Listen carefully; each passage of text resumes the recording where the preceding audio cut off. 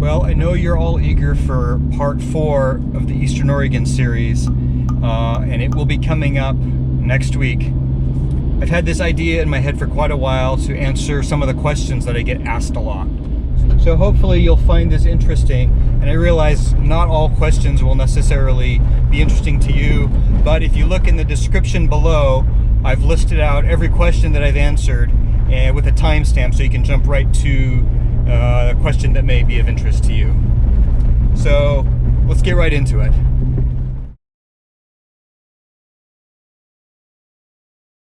Yes, I do carry a full-size spare, and it actually fits in the factory spare tire well. You have to take out that centerpiece of foam that sits on top of the factory donut spare tire, but with that out, the size tire that I run will fit in there. Which brings us to the next question.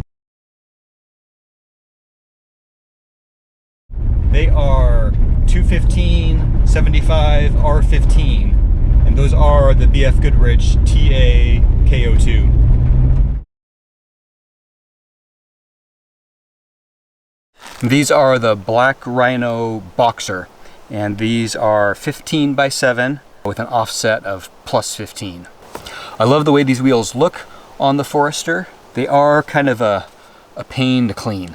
There's so many nooks and crannies, but they do look good on the car. I really like the way they look. And this color is called gunmetal. They're not black, they're called gunmetal. So they're sort of a very, very dark gray. And ultimately I find that they look really good on the Forester, because even though it's blue and there's all these black details, most of the black is faded a little bit and doesn't really look black. It kind of looks really dark gray. So the wheels are a great match. The Black Rhino Boxer is a very, very lightweight wheel, which is a really nice thing if you're running a heavy all-terrain tire. These have gotten chipped up a bit on the trail over the years, apparently hitting rocks and stuff like that. I don't know how that compares to other wheels. I assume that that's a common danger with alloy wheels going down rocky trails. I air up using the Viair 88P compressor, which I've been running for about 3 years now with no problems. I mounted mine in my roof box and hardwired it to the battery so I wouldn't have to take it out and hook it up to the battery each time. But it's been a great compressor. It takes good care of this size tires. Speaking of the roof box, that's another question I get asked a lot. This is a Thule Summit. I picked it up for next to nothing on Craigslist. A few things didn't quite work, like the latches. That's why I've got a padlock on it, and it was missing the mounting hardware, so I had to come up with my own sort of mounting for my crossbars. But I really, really like this box. It's a long, skinny box that I think is designed probably for carrying skis. The capacity is surprising. It's been perfect to be able to carry a bunch of stuff on my roof and still have the other half of the roof available for my dirty stuff like my shovel and my traction boards and my extra fuel.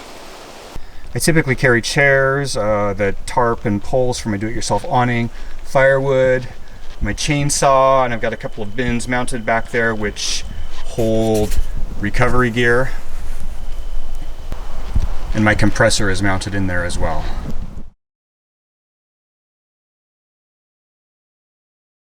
This is a 2012 Forester. That makes it the SH Forester, which was anything from 2009 to 2013. And that's actually relevant to our next question. My Forester does not have the CVT. It's a 2012. Subaru didn't put the CVT into the Forester until 2014. So this car has the Subaru 4EAT, the 4-speed electronic transmission, and it works fantastically. It's taken great care of me for 3 years of all kinds of backcountry exploring. Sort of a sub-question to that I often get asked is, what do I think of the CVT?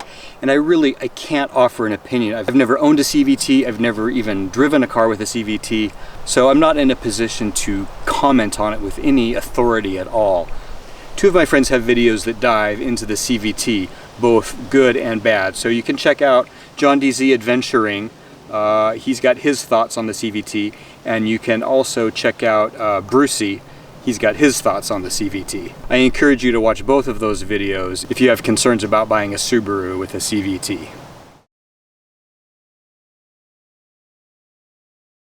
I have a 1-inch lift from Anderson Design and Fabrication. Those are just strut top spacers all the way around, and on the back there's an additional 3/8 inch spacer to give the back just a little bit more lift to accommodate for the rear end that tends to sag down. Otherwise the suspension is stocked, the stock struts, the stock springs, no other changes. That's something that hopefully will be changing soon.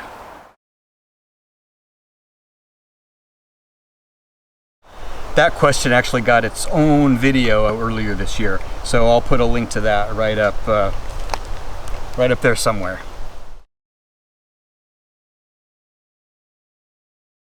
Yeah, so that Rally Innovations light bar that was on the front of my car for quite a while, I damaged it last November and I took it off to fix it and ultimately decided not to put it back on because my hope is to actually do a whole entire front bumper on this car. So I decided not to put it back on the car.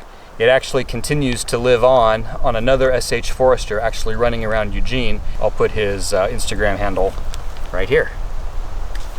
These lights are mounted on ADF's SH Forester grill light mount, and this is a nice, clean, and very affordable way to put lights on the front of your SH Forester. I actually have a video about that also, which I'll put a link in the description below.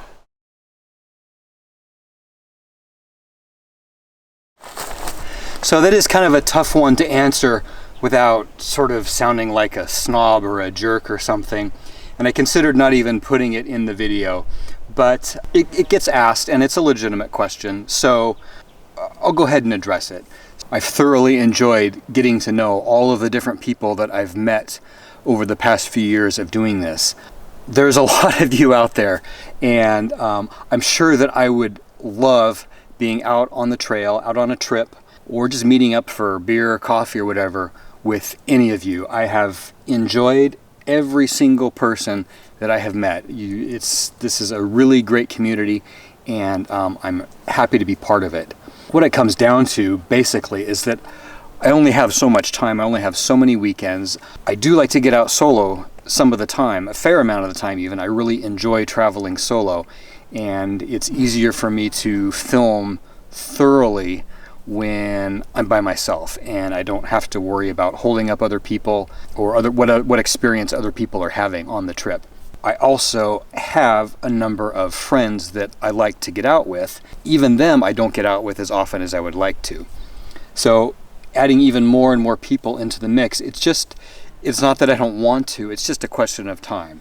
So that said, I have been thinking very seriously about how to coordinate some sort of meetups, at the very least, a chance to get together, say hi, meet up. The first time I do that would probably be for my Patreon supporters, but I'm also would like to do something that's simply open to subscribers in general.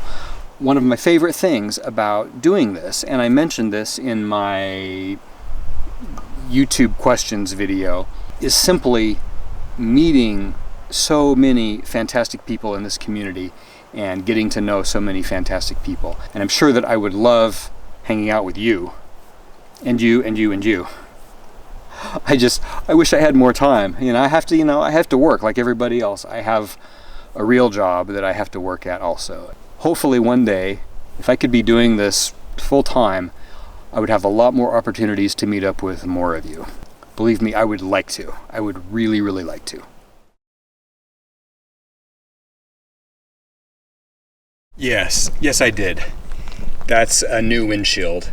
And you can see my Softroading the West banner and the eyebrow tits I had on there are also gone.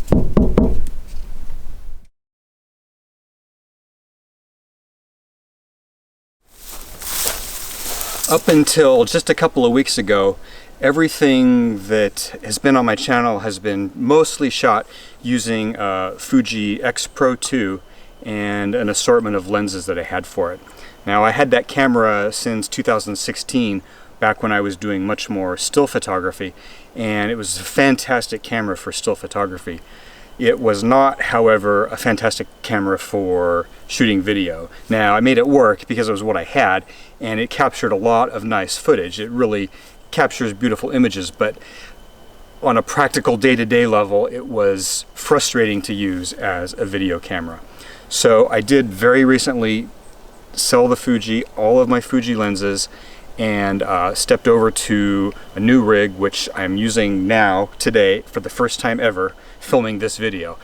And that's a Sony A6600, and I don't know how I like it yet.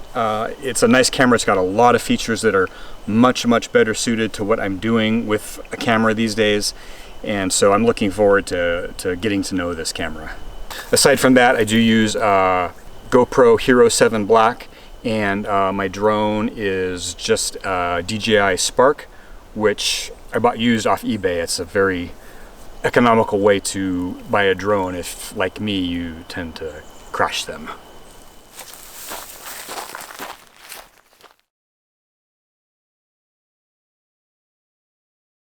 It's a combination of doing research on satellite photos and maps, also just informational research on the internet, watching videos, looking for clues in other people's videos for the places that I see them go. A big part of it is just simply getting out there and getting up the roads and exploring and seeing where they go. Sometimes I'm out there, I don't necessarily know what I'm going to find, but there's a road and I'm going to drive up it. This is one right here. I have never been on this road before, but I drove up it to see where it went. Ultimately, nothing terribly interesting, but there could have been. There could have been something fantastic out there. Many of my best discoveries have been not something that I pre-planned, but something that I stumbled on. I am planning to do a video at some point. I'll walk you through sort of my trip planning process, looking at maps and satellite photos and getting stuff planned out in Gaia GPS. I can't go into all of that in this video.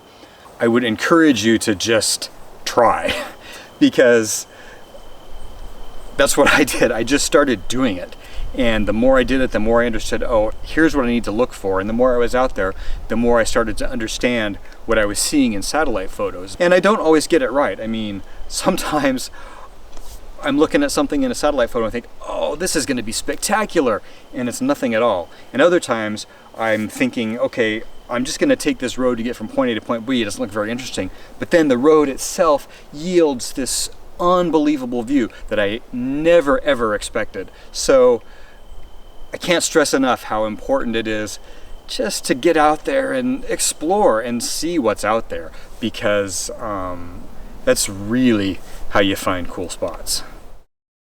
Alright, well, that may not be every single question that I've ever been asked, but those are certainly the most common questions. So I hope you found that helpful or interesting in some way.